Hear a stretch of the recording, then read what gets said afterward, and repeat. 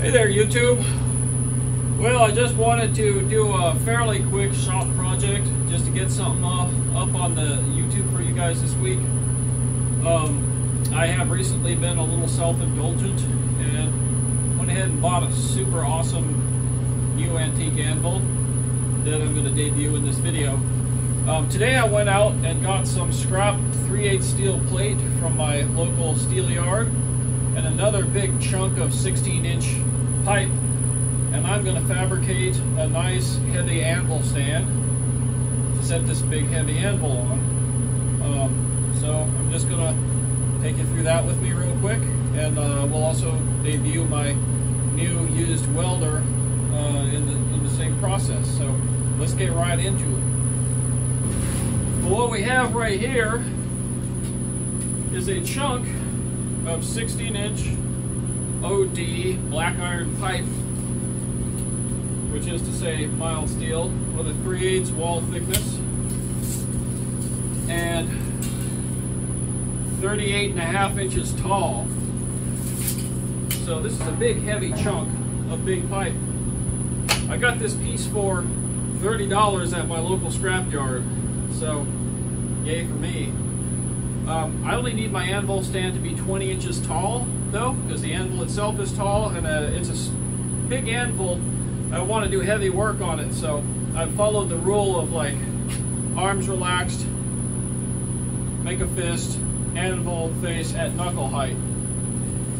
That rule is a little bit low for a lot of bladesmithing work, but sometimes I forge big stuff kind of hard with a big hammer, and you can really feel it when your anvil is too high and you're trying to do that. You get like choked up. So this is going to be a 20-inch tall stand.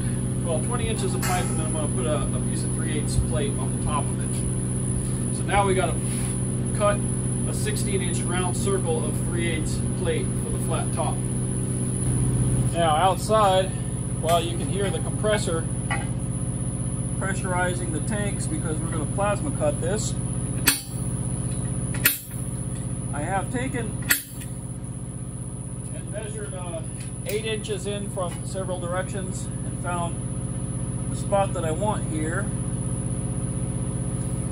to set my dividers to 8 inches, scribe a circle. So that's what we're doing.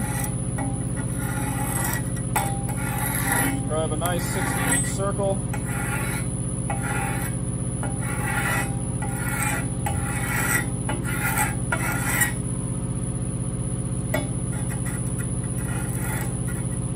Be careful not to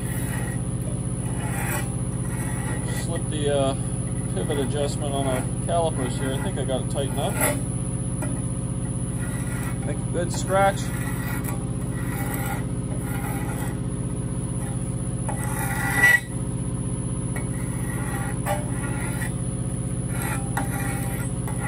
Now this scratch alone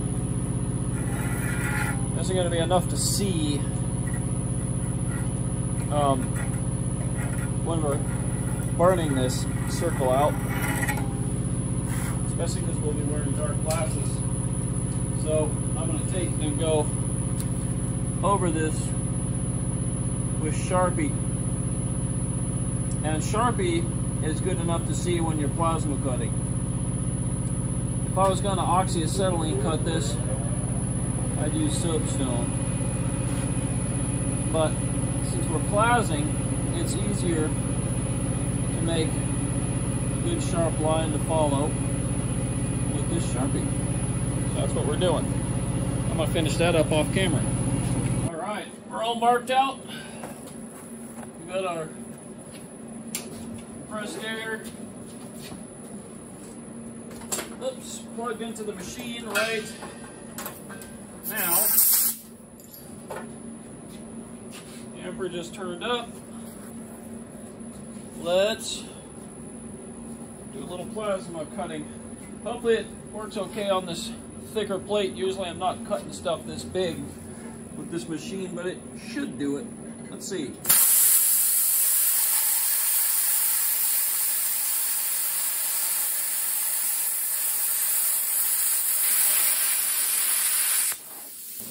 Let's grab a new tip. Do we have one? We do. That's good. This has been opened. Okay. I know my phone's probably going to run out of battery too while I'm filming here, because that's the kind of thing that happens. A new tip, new shield. Let's see if we can do a better job on this stuff.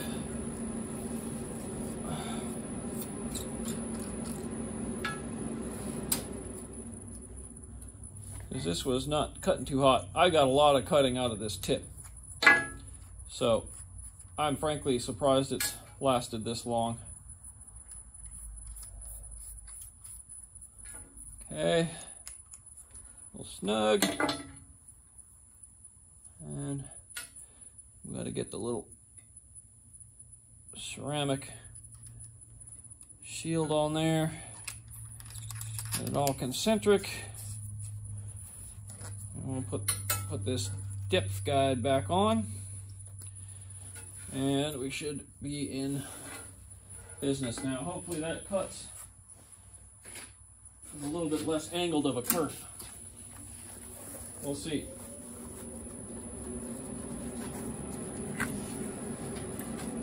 Here goes nothing.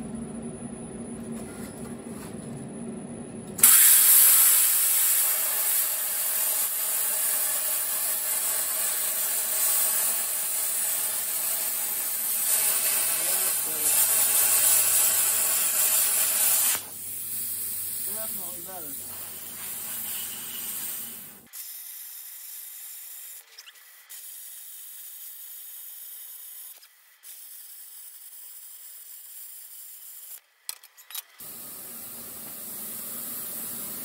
Now we'll just shift this, turn it, so we can cut the other side.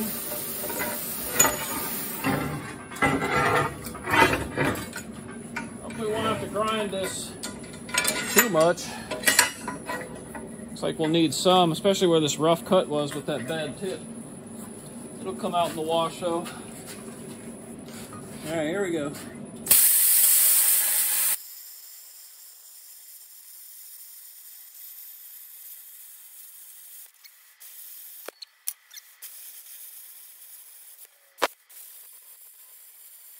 Alrighty, now we're just gonna grind the edges a little prettier. I already hacked off some of the slag with a hammer.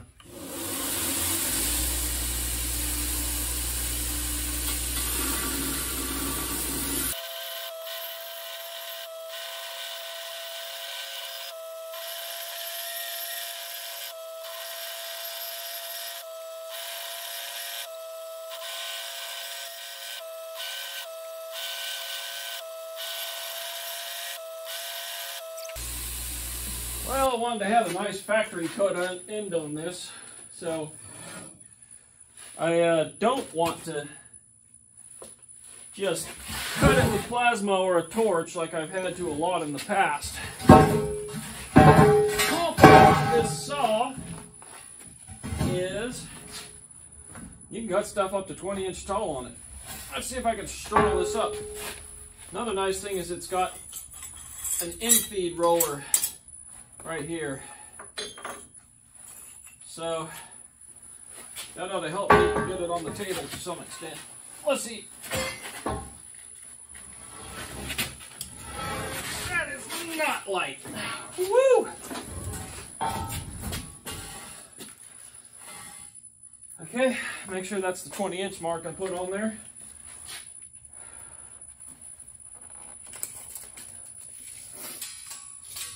It sure is. Feed it through.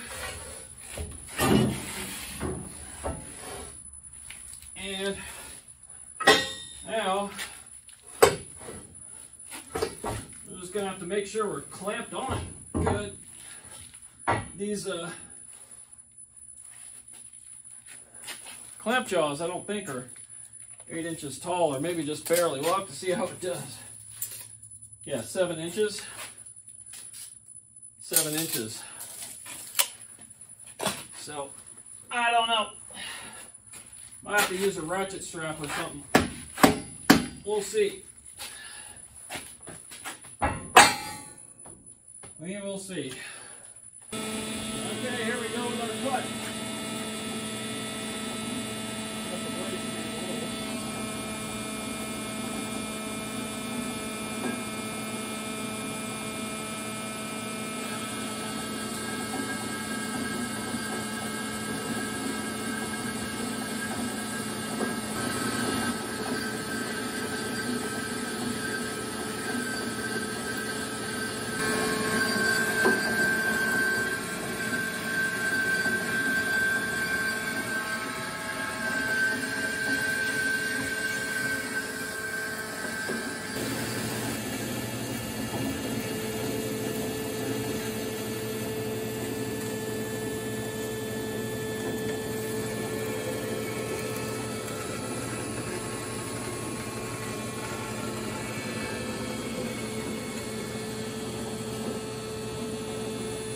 Okay, we got that all cut.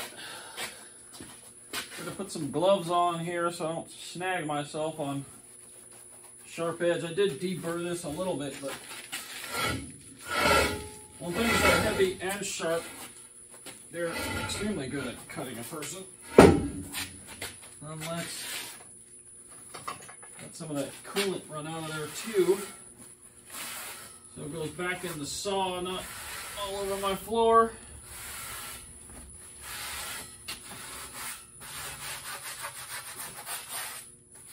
That'll be good.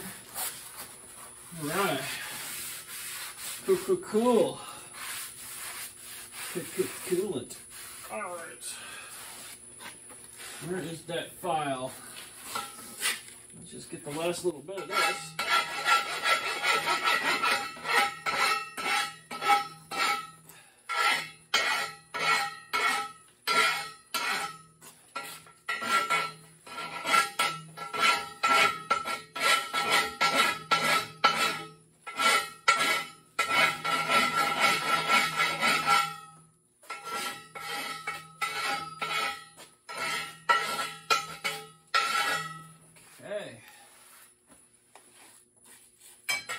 That's looking good. Let's see if we can get this thing down without sustaining a hernia.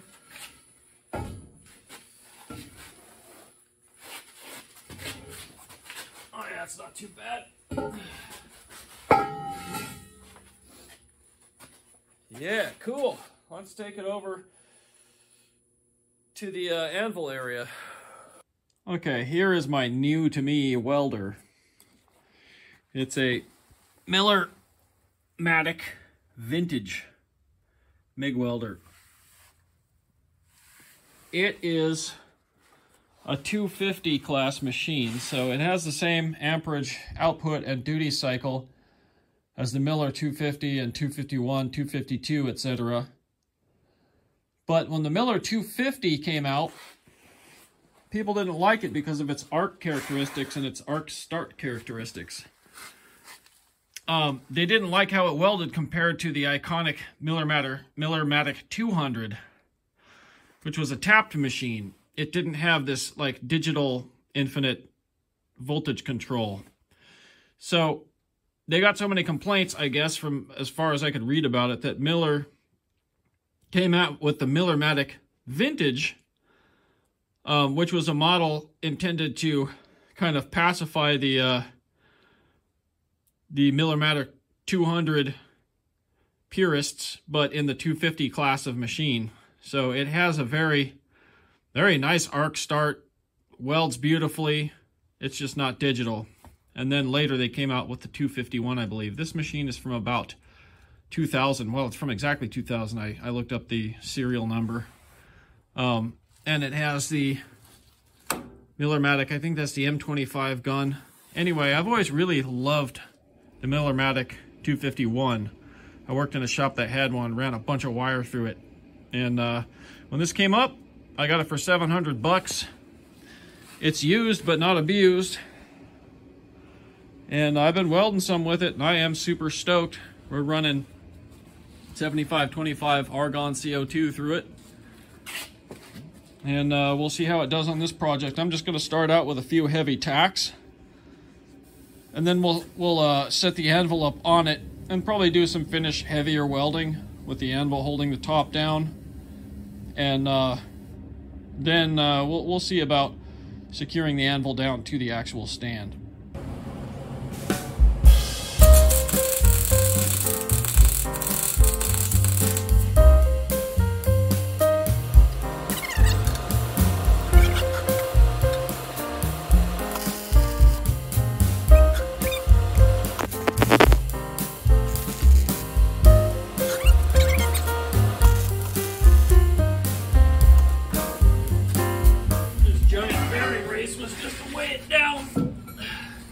In lieu of a big clamp.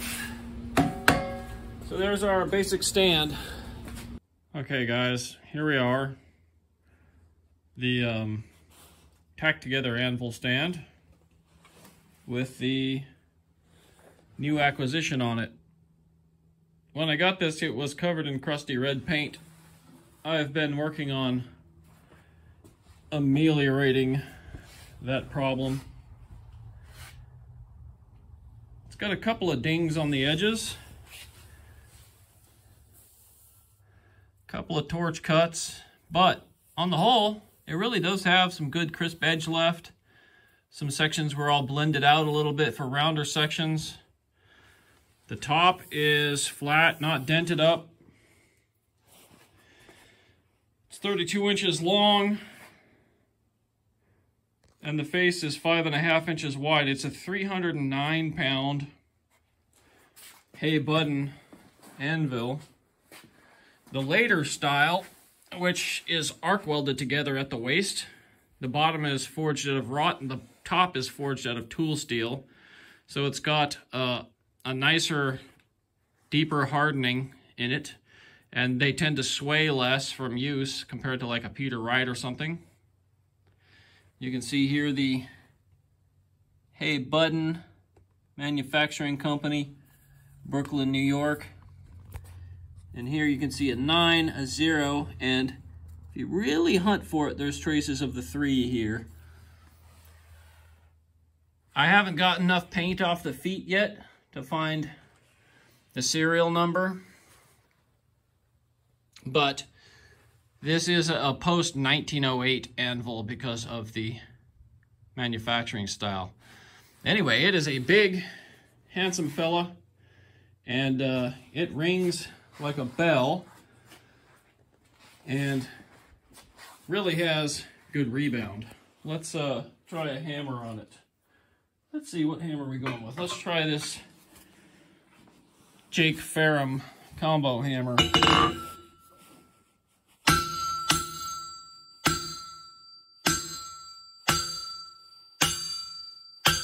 Yeah, nice hard top.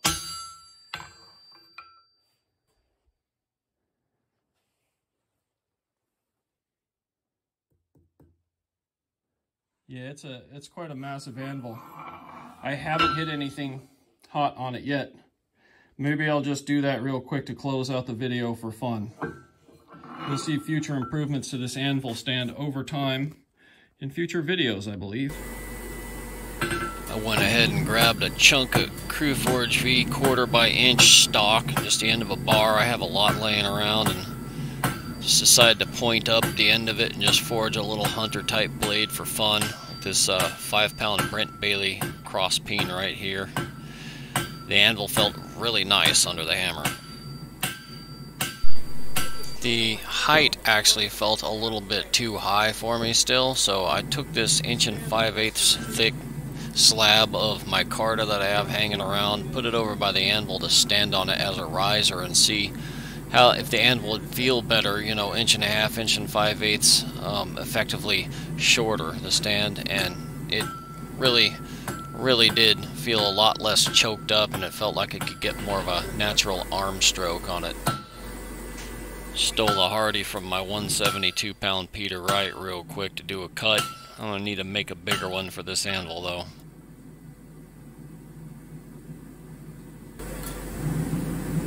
Little pre-bend here. Another one of the stolen tools from the Peter Wright. Moving on to trying some beveling here. One side on the table.